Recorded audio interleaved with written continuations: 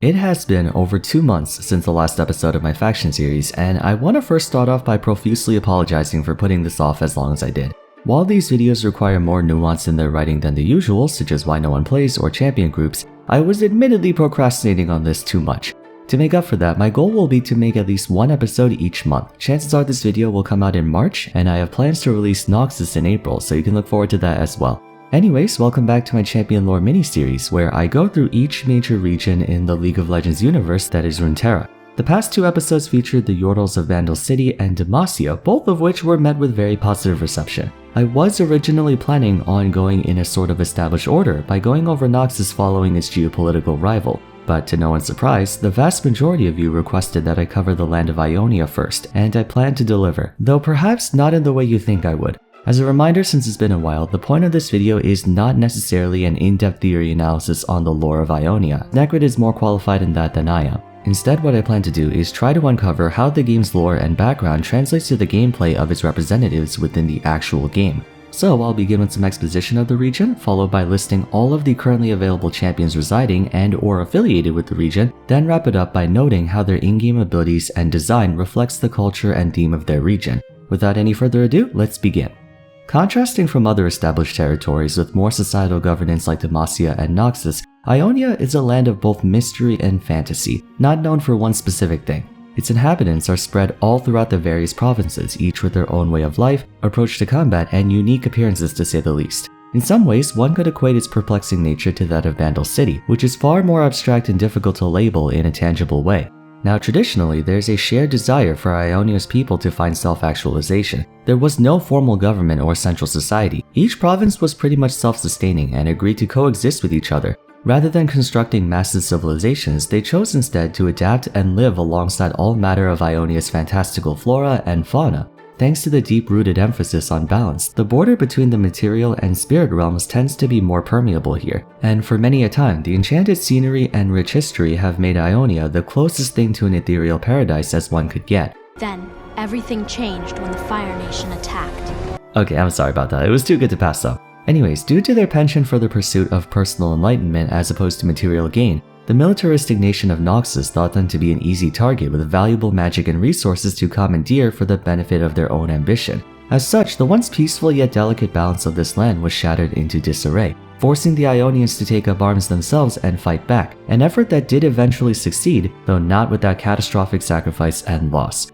Ever since, the emotional scars wrought on by the ravages of the Noxian invasion were forever imposed on the people of Ionia, which opened a rift amongst one another. Certain groups like the Shojin monks and Kinko order thought to restore everything back to how it was before, returning to isolationist pacifism and pastoral traditions in an attempt to heal the land. Others viewed the war with Noxus as a sobering wake-up call that Ionia's geopolitical power was trailing vastly behind its neighboring lands. For them, there was only one choice: unify and weaponize the spiritual power of their territory and its people to create a unified front against any who would dare try encroaching on their borders. Ionia as a nation is now at a crossroads. Do they try to maintain what once allowed them to endure and thrive for generations, or do they take matters into their own hands and meet force with greater force?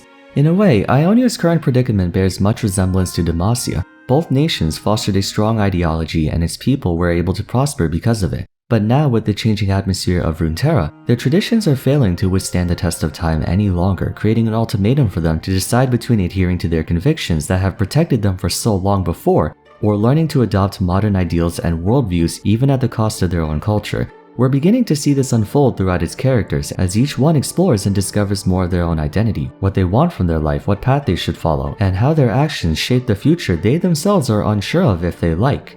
Trying to find any semblance of uniformity among the champions of Ionia would be no short of impossible. Unlike the homogeneous and kindred residents of Demacia, Ionians are not familiar in the way they conduct battle. Far from it, in fact. Instead, their individuality is what ironically brings them together. While there may be similarities in basic principles, such as the Kinko Order members utilizing energy instead of mana, no two champions of Ionia can be compared with one another. They're all unique in their own way. Even from the very old ones like Master Yi and Ari to the new and more modern releases like Lilia and Yone, all who come from Ionia follow their own path, in whatever form that takes, and they each have a story that demonstrates this. To name a few, Yasuo chose to survive and find the truth behind who murdered his old master, all while bearing the guilt and disgrace of slaying those who were once close to him, including his own brother. Zed grew disillusioned by the Kinko order, choosing to leave them and form his own organization, believing that their stubborn pursuit of balance is what will eventually drive them to ruin. Sintra was an Ionian mage with great yet terrible power. Those around her feared what she could do if her arcane might ever fell out of control. She was different from other mages and suppressed for that difference. Realizing this, she instead chose to embrace her power, channeling her pain and negative emotions into dark spheres of energy, breaking free from those who tried to hold her down. Zed's turbulent childhood forced him to mature quickly, and he chose to live a life of constant danger, putting his life on the line time and time again in the pit fights, cage matches, and illegal brawls of the criminal underworld to support his mother, all to bury his old life of poverty and ostracism, to prove to everyone who once scorned him for his half-blood origin that he's no longer the frail child everyone thought him to be. Lastly, of course, Jin, whose viewpoint of perfect art is the total sublime decimation of one's life. He believes no greater form of self-expression than that.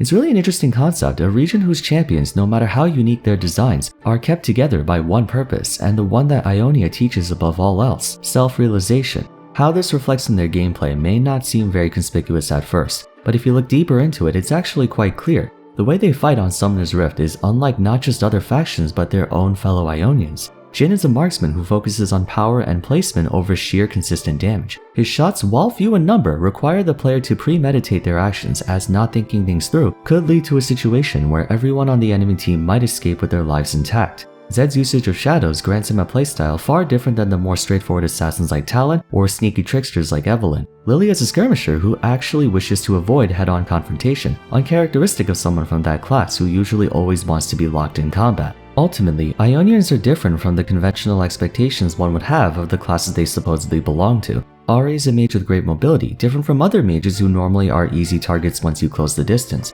Shen is a tank with amazing side lane pressure thanks to his ultimate, Stand United, which is unusual for tanks who normally have poor side lane pressure due to their bad tempo. Zed is a juggernaut with incredible resilience to burst damage when that typically would be the right option, as the best way of countering Mundo, Nasus, Darius and such is by bursting them down before they get a chance to steamroll everyone.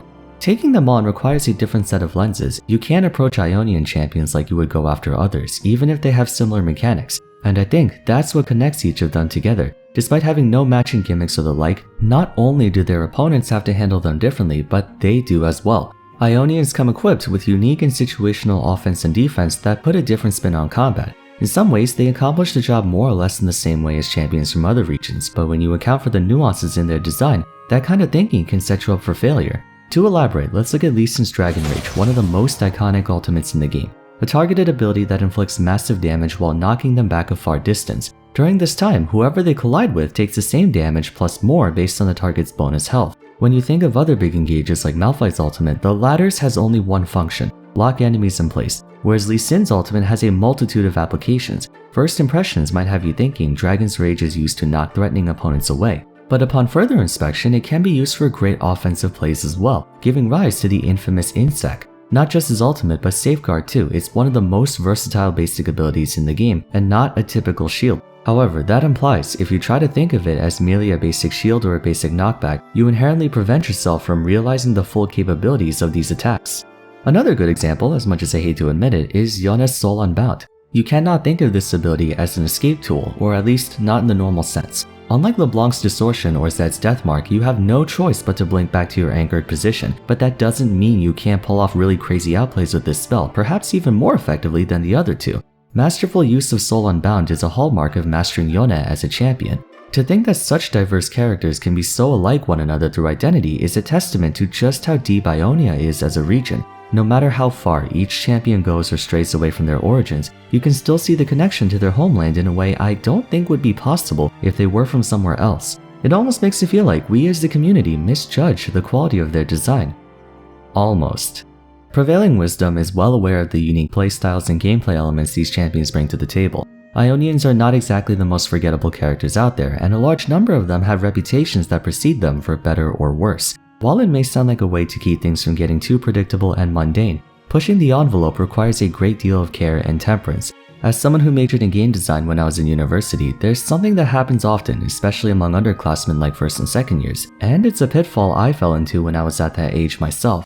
People tend to believe that throwing a wrench into the game can shake things up in a way that adds more spice to it. Sometimes yes, that can happen, but empirical data suggests Riot's cavalier attitude towards Ionia's virtue of self-actualization has gone too far. leading to Ionia, the land of balance, to have some of the most unbalanced champions in all of League of Legends. Yes, games can become stale if you make everything in a cookie-cutter way, and thinking outside the box is what gave way to so many amazingly designed champions like Jhin and Thresh. But always make sure you see and acknowledge where lines in the sand are drawn. Skirmishers are well known for their persistent damage and situational defensive tools that make them powerful in single combat, but in exchange they struggle against multiple opponents, and their short effective range makes them easy to kite. Then you have Yone, a skirmisher with the ability to tear through entire teamfights and close large distances in a short period of time, all while still having incredible DPS and situational defense. Am I saying he's super crazy broken and guarantees you a free win? No.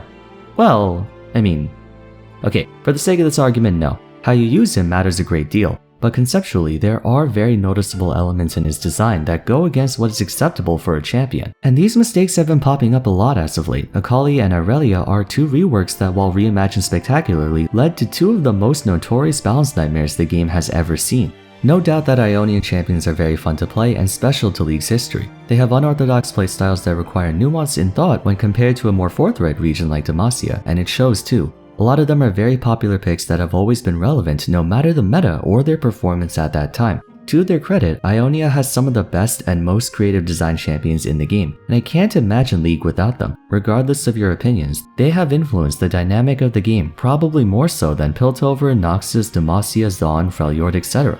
I may not agree with how they overloaded a ton of Ionian champions to all hell, but I understand it to some extent. It's easy to get overly excited about designing a champion like Zed, Akali, Kayn, and wanting to give them just about everything, but that's all the more reason why you have to be careful when you step over the line. Just as the greatest strength of Demacian champions, their unwillingness to compromise over abilities and playstyles, is their greatest weakness, the same holds true for Ionia. The lack of clear boundaries is what leaves you vulnerable to accidentally making a champion who can do too much. Ionia has no rules, they never did. Much like how the region itself has no formal government that everyone keeps mostly to themselves, choosing to harmoniously coexist, it's unclear as to what Ionians can and can't do. You have a walking tree who communes with animals, you have a serial killer with an arsenal of guns, you have a rat who can channel electricity, you have a ninja who commands shadows, a dark mage who gets stronger the more she hates you, you have a literal dead person who was brought back to life through a curse or something. I don't remember the specifics. Comparatively, if we look at Demacia, most of the people there are humans, and they do a lot of the same sort of things. Fiora, Jarvan, Garen, and Xingqiao, they're just people with swords and lances. I know Xingqiao is from Ionia, but still. Bilgewater has lots of pirates and thugs, Gangplank, Misfortune, Graves, Pike. There's an established theme for many of these other factions, therefore it's easy to establish a template or foundation for how you create a champion from that region. Ionia is more ambiguous, which is all the more reason you have to take care of how far you take things. Make no mistake, conceptually they have some of the coolest designs ever in appearance and gameplay, and I still stand by what I said earlier, that their kits are essentially a representation of the path they choose for themselves, not one thrusted upon them. Going forward though, it's an important lesson in game design to set rules for yourself, especially when the storytelling doesn't do you any favors in that regard. With all that said, Yone is still Blight on the world, and I dream of the day he gets nerfed into oblivion for the rest of his life. And Jhin is still the best design champion in the game. Fight me.